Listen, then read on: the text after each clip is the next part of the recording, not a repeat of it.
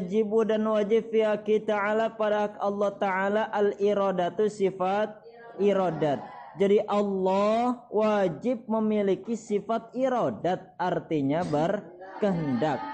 Semua yang terjadi di antero jagat raya ini itu tidak terlepas dari iradat Allah. Antara kudrat dan iradat ibarat tali tiga uang, hal yang tak bisa dipisahkan. Makanya sifat kudrat dan iradat ini masuk ke dalam kategori rukun iman.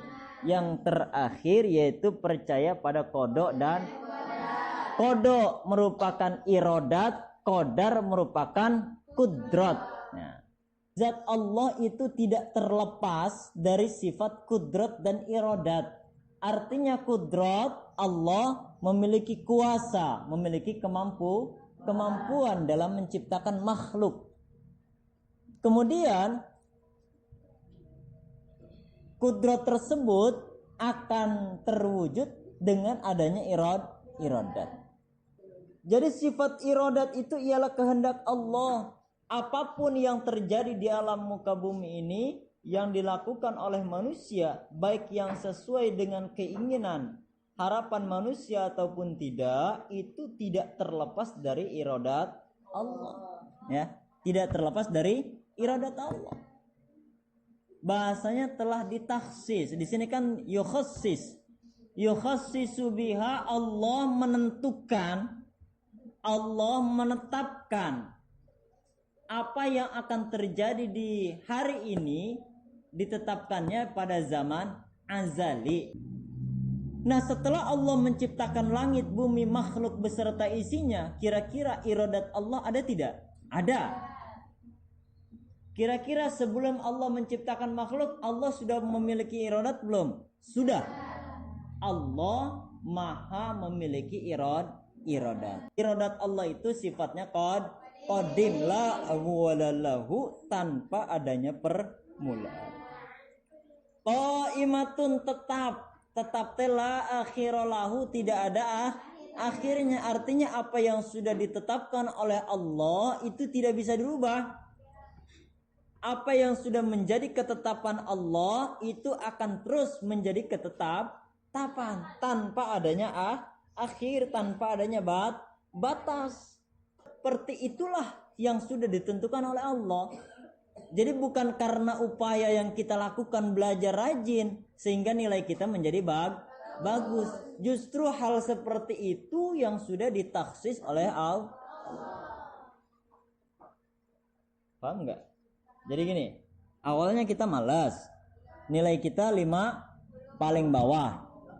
Kemudian kita belajar, akhirnya nilai kita 5 besar. Nah, itu naiknya nilai kita pun itu sudah ditaksis oleh Allah.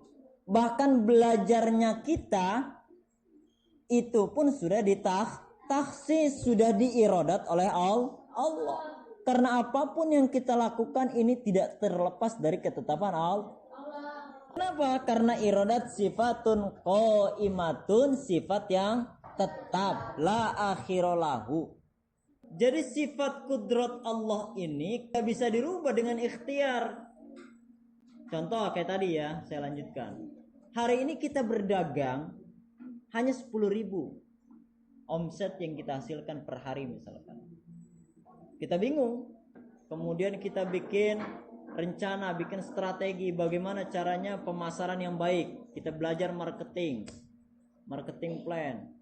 Kemudian pada akhirnya 2 bulan kemudian yang awalnya omset hanya 10.000 mencapai 200.000 misalkan. Berarti berapa? Berapa kali lipat? 20 kali 20 lipat. Apakah yang kita dapat 20 kali lipat setelah 2 bulan itu karena usaha kita?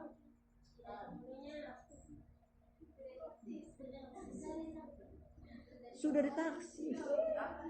Lah apa kan saya usahanya kamu, punyanya kamu, rencana kamu memakai strategi yang handal, itu justru strategi yang Allah taksis, Allah